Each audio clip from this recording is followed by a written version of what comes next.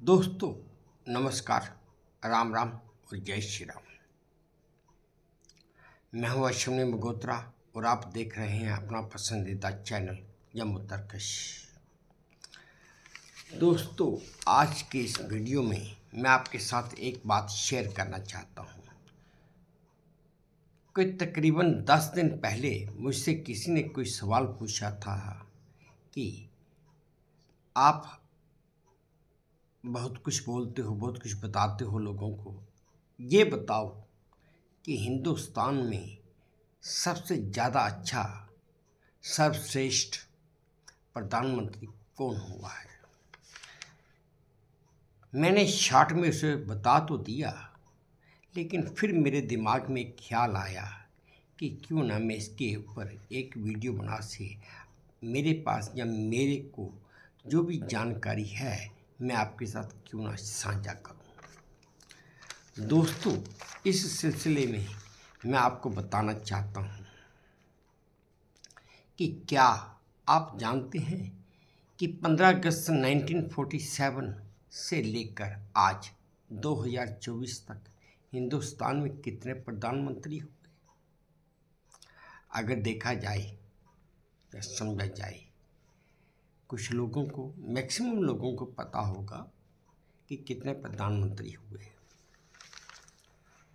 मैं आपको अपने इस वीडियो में चाहे ये 1, 2, 3, 4 भाग में बने, लेकिन आपको पूरी जानकारी बताऊंगा और कोशिश करूंगा कि जो भी प्रधानमंत्री हुआ उसकी अगर कुछ अच्छाइयाँ थी या उपलब्धियाँ थी मैं वो भी आपको बताऊं, और अगर उसकी कोई आलोचना थी या किस वजह से आलोचना है तो मैं आपको वो भी बताऊंगा। दोस्तों 15 अगस्त 1947 से लेकर 27 मई 1964 तक हमारे पहले प्रधानमंत्री थे पंडित जवाहरलाल नेहरू।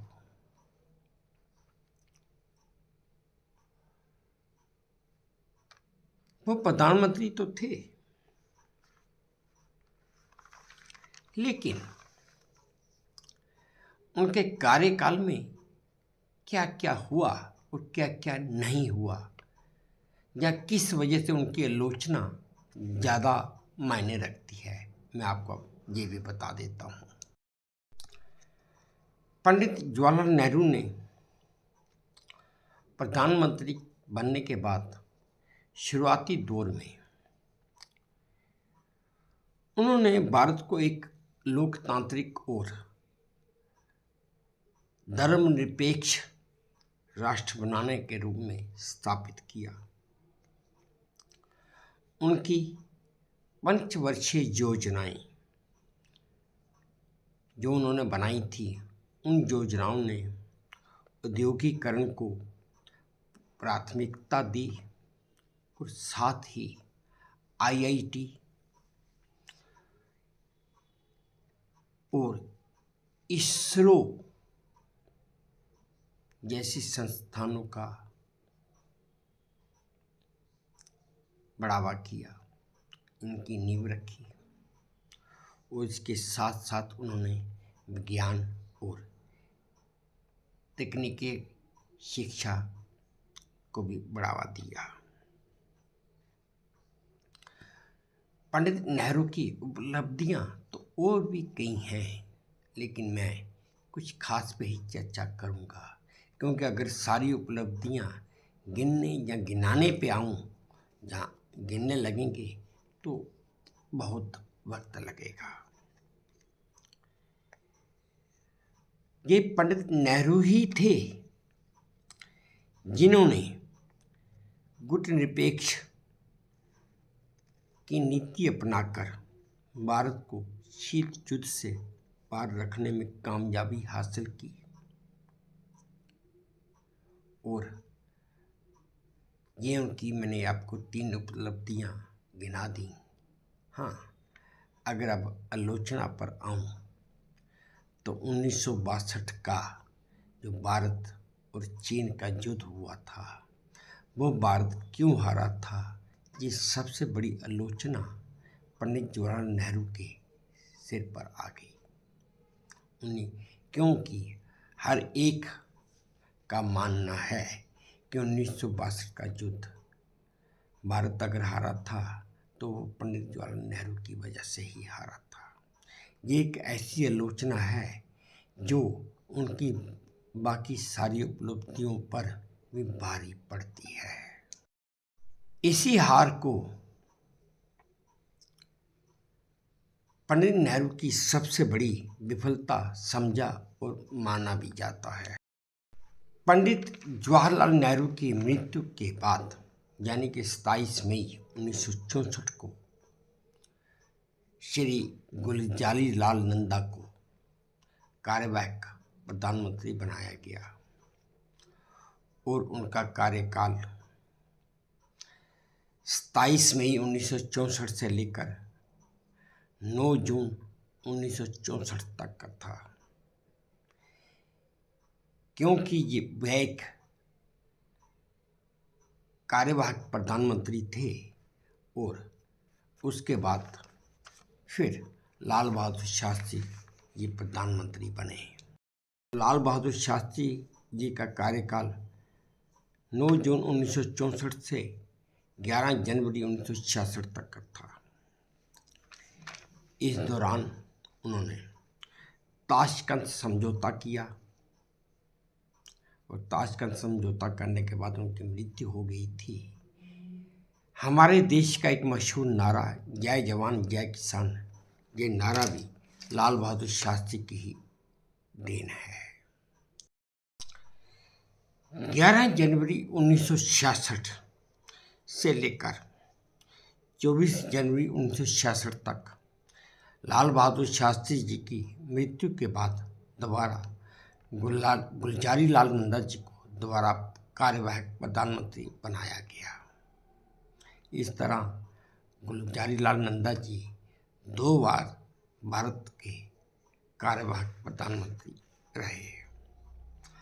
इसी क्रम में अगर अब आगे देखा जाए या आगे चला जाए तो नाम आता है स्वर्गीय प्रधानमंत्री श्रीमती इंदिरा गांधी जी का। दोस्तों माफ़ कीजिएगा कि मैंने स्वर्गीय सिर्फ प्रधानमंत्री इंदिरा गांधी जी के नाम के साथ ही लगाया है, बाकियों के साथ नहीं लगाया, इसके लिए मैं क्षमा प्रार्थी हूँ। जिनका कार्यकाल इंदिरा गांधी जी का कार्यकाल 24 जनवरी 1966 से लेकर 24 मार्च 1977 तक रहा, यानी कि वो 11 साल लगातार भारत के प्रधानमंत्री रहीं। दोस्तों इन्हीं इंदिरा गांधी जी के कार्यकाल में भारत हरित क्रांति के माध्यम से खाद्यान्न उद्यम में आत्मनिर्भर बना था। 1974 में भारत ने पहला परमाणु परीक्षण भी किया था, जिससे भारत की वैश्विक स्थिति बहुत मजबूत हुई थी। इन्हीं इंदिरा गांधी जी के कार्यकाल में बैंकों का राष्ट्रीयकरण भी हुआ था और 1971 में इन्हीं के नेतृत्व में भारतीय सेना ने पाकिस्तान के साथ युद्ध करके उसको युद्ध में हराया था। और इस युद्ध की जीत स्वर्गीय श्रीमती इंदिरा गांधी जी की सबसे बड़ी कामयाबी माना और समझी जाती है।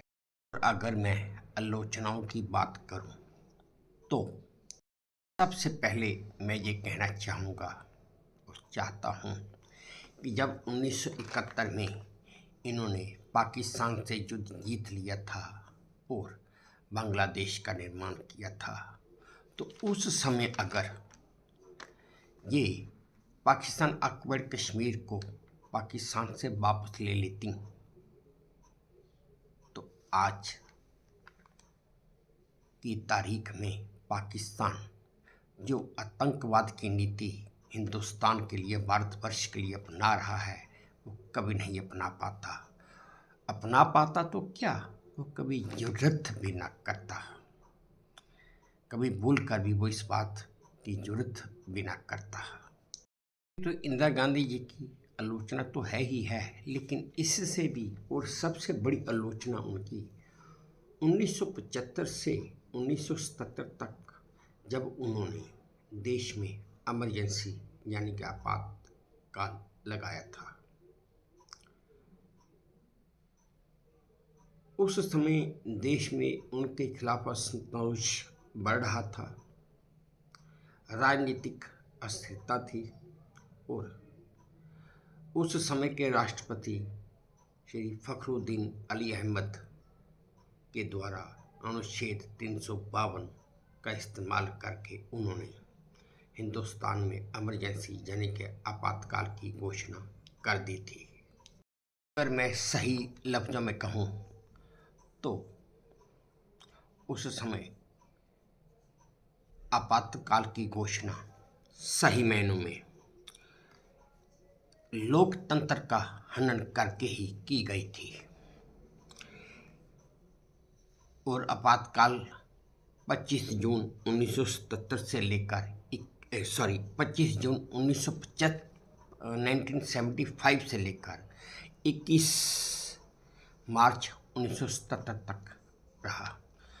उस समय प्रेस की आज़ादी नहीं थी, किसी को भी किसी तरह की कोई आज़ादी नहीं थी। इंदिरा गांधी जी की सबसे बड़ी आलोचना तो यही है कि उन्होंने भारत के लोकतंत्र का हनन किया था। दोस्तों, मैं यहाँ ये भी बताता चलूँ कि भारत में स्वर्गीय श्रीमती इंदिरा गांधी जी ने आपातकाल क्यों लगाया था। असल में इलाहाबाद हाई कोर्ट ने एक फैसले में उनके चुनाव को अवैध घोषित कर दिया था, जिस वजह से राजनीतिक अस्थिरता पैदा हो गई और इनके खिलाफ लोगों में असंतोष बढ़ता गया। उसी असंतोष और अस्थिरता को दबाने के लिए आपातकाल की घोषणा की गई थी। दोस्तों, अब आखिर में प्रार्थना करते हुए इस वीडियो को समाप्त करता हूँ कि अगर आपको मेरी ये जानकारी अच्छी लगी हो या पसंद आई हो तो प्लीज़ मेरे इस चैनल को सब्सक्राइब कीजिए, लाइक कीजिए और शेयर कीजिए। बाकी की जानकारी अब अगले भाग में दूंगा। धन्यवाद।